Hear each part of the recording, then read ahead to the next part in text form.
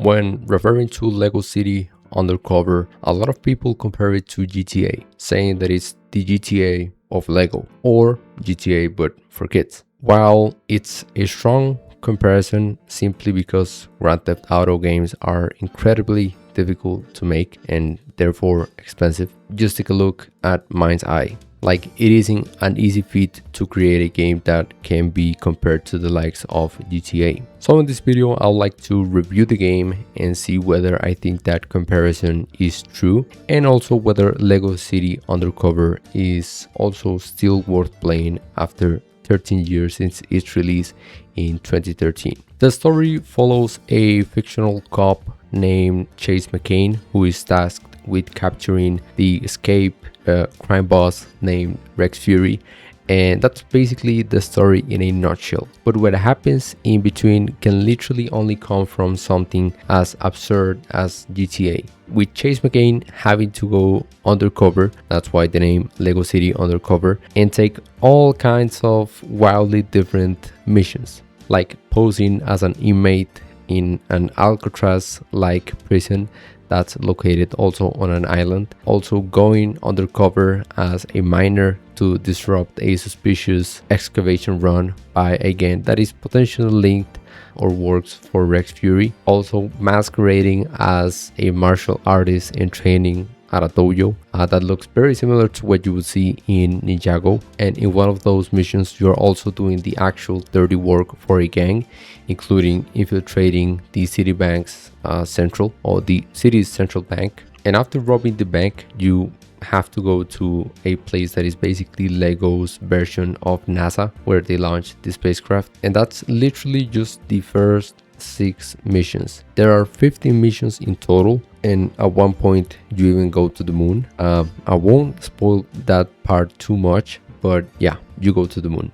That's a level of absurdity I definitely wasn't expecting. So in this department, the story really reminded me of GTA, at least in how absurd a lot of things were. Of course, it's all PG because it's Lego, but you still get those ridiculous situations and over-the-top locations that would never have been taken like seriously in real life. That said, I do have one minor negative, and it may just come down to personal preference. I feel like the game was a bit too long. To give you some perspective, it took me almost 3 times, well, realistically it will be like more like 2 times as long to finish this game as it took me to finish Lego Batman 2, which I'll also be reviewing in the future. So at least for me, the campaign felt pretty lengthy. It's not like just a quick game you can pick up and play and just finish in like a week. I mean, if you are persistent you can, but it's not one of these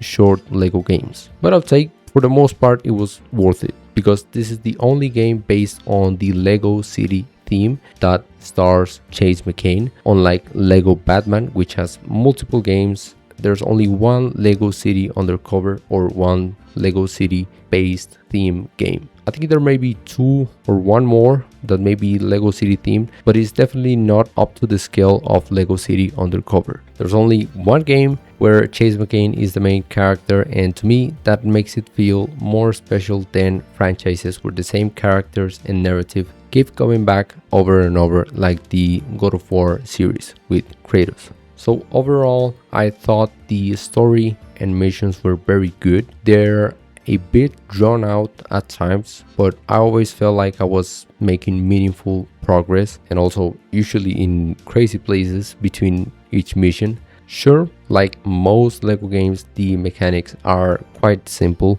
but the constant change of scenery and the variety in the narrative kept everything feeling fresh from one mission to the next. So yeah, the first open world game TT Games made was Lego Batman 2, and holy shit, the atmosphere in that game was phenomenal. But I found the world itself to be a bit bland from a gameplay perspective, because since it's Gotham, all the NPCs are basically panicking, and there wasn't really much to do outside the main story, or I felt like. With Lego City Undercover though, I think the world feels much more alive and much more closer to what you would expect from a GTA game. Of course, it doesn't have the same level of depth that GTA has, like not even close.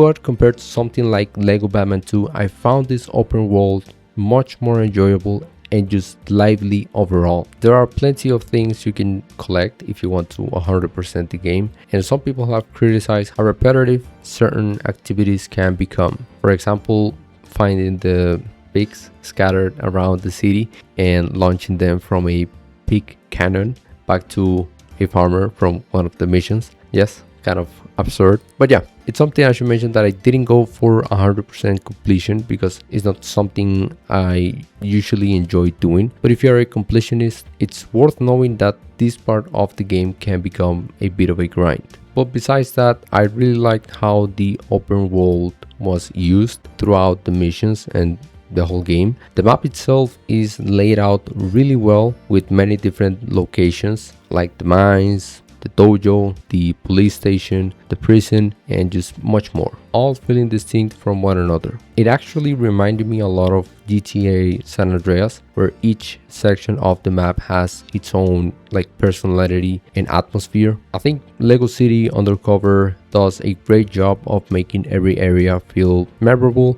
rather than just being another part of the city. Lego City Undercover is an 8 out of 10 for me.